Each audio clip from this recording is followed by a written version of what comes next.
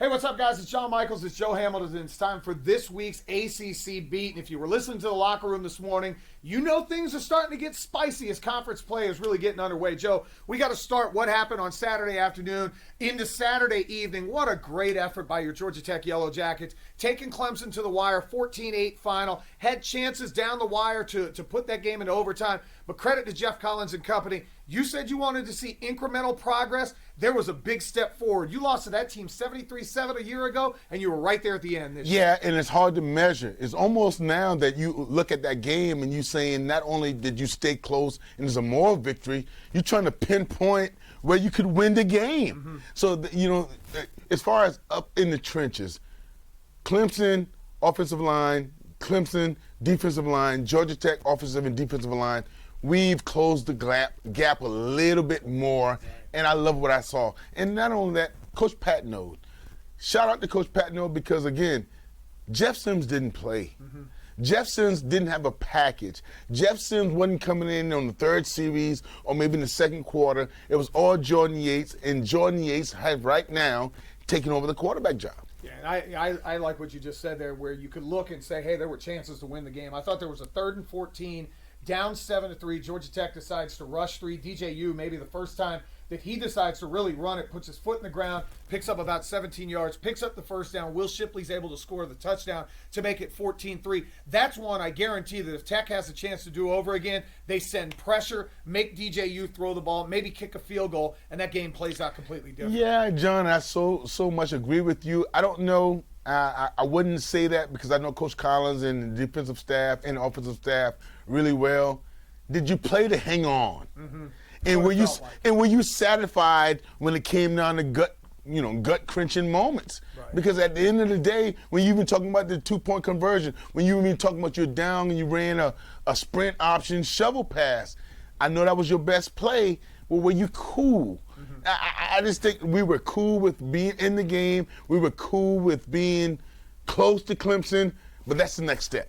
That's the next step that I think we have arrived, so to speak. And one thing about it, you can't let a moral victory, which is not a victory, cause you to have a letdown next week against a very, very good opponent in the North Carolina Tar Heels. Well, and you talk about that, and we'll get to Florida State in a minute. That's what they did at the beginning of the year. They took the pats on the back from playing close to Notre Dame, and it's just fallen apart. Stay in the ACC Coastal for a moment. You talk about North Carolina. They had a huge one Saturday night. If you weren't watching this, and a lot of people weren't because you were watching the end of the Tech game, watching the Georgia game, whatever it may be, Carolina and Virginia put on a track meet, 59-39. Sam Howell over 300 yards passing, over 100 yards rushing again. Brennan Armstrong on the other side threw for 554.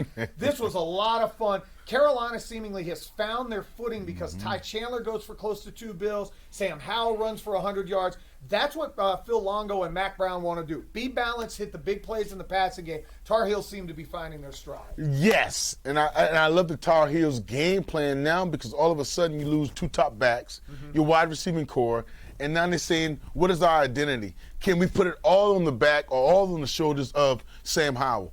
Yes, you can. And that's what they did. And that's what he's showing. He's showing himself to be a top 5 pick, and he's a problem to deal with. And talent surrounding him. And let's not, just take for granted. Coach Mac Brown has assembled a top-notch staff. Those guys are well coached. Yeah, they're very well coached, and they're going to be a team. We'll talk about them and Georgia Tech coming up on Thursday afternoon when we do the same ACC beat. Sticking in the ACC Coastal, Virginia Tech out of conference, loses to West Virginia. Doesn't matter. They're still undefeated. They have a game up on North Carolina. But I saw some warts for Virginia Tech, down 27-7, battled back, had a chance in the fourth quarter to take the lead. You can't lose to a West Virginia team kind of in year 3 of the rebuild under Neil Brown. You just can't do it. Right. You just can't do it. And Virginia Tech, Coach Beamer, I think that's a shell of what he left. Right. Who are they? And so we used to say special teams, defense, blitzing, and those type of things when we talk about Virginia Tech.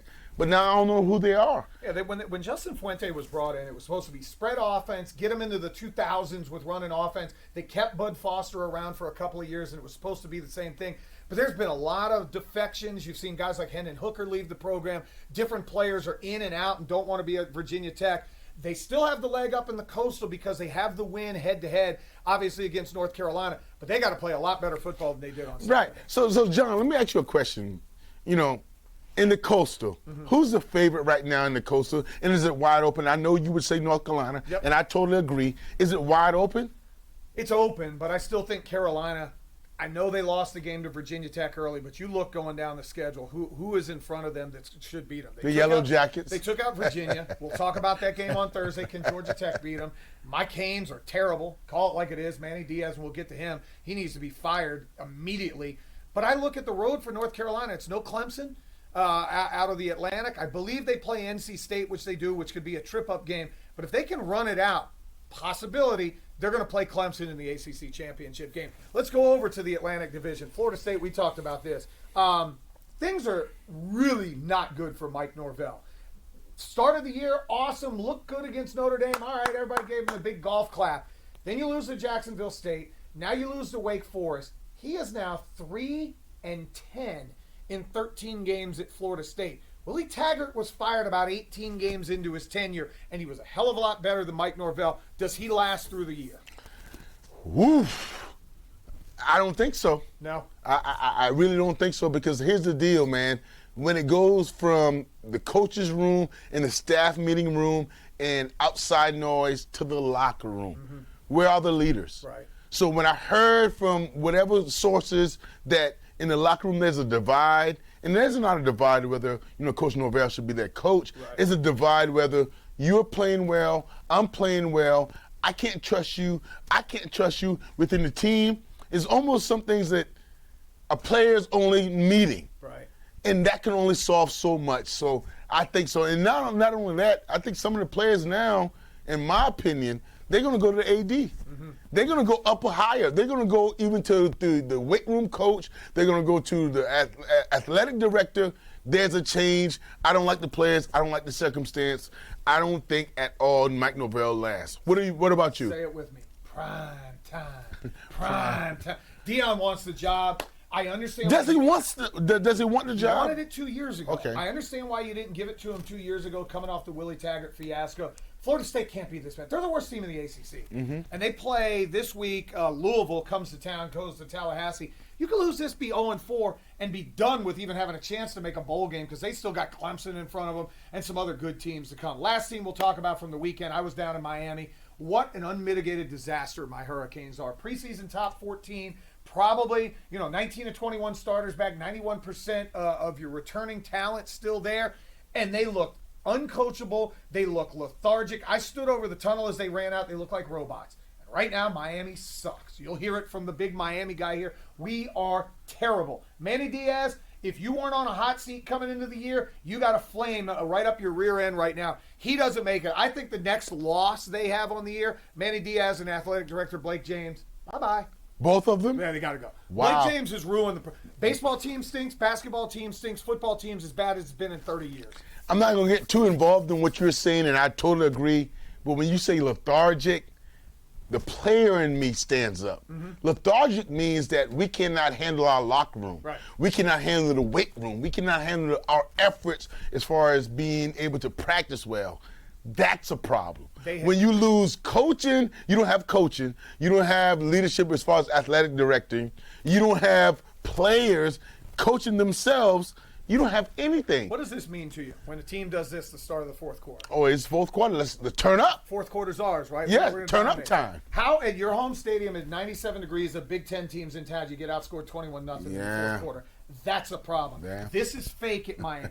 The chain is fake. The rings are fake. Manny Diaz, you're a politician. You sold us a bill of goods, and it's a bunch of nonsense. We'll be back on Thursday. We'll preview a big Georgia Tech North Carolina game that me and this guy may have to make a bet on, because he don't think the Tar Heels are very good. For Joe, I'm John. It's the ACC. Well, he thinks it's the national championship, Tar Heels.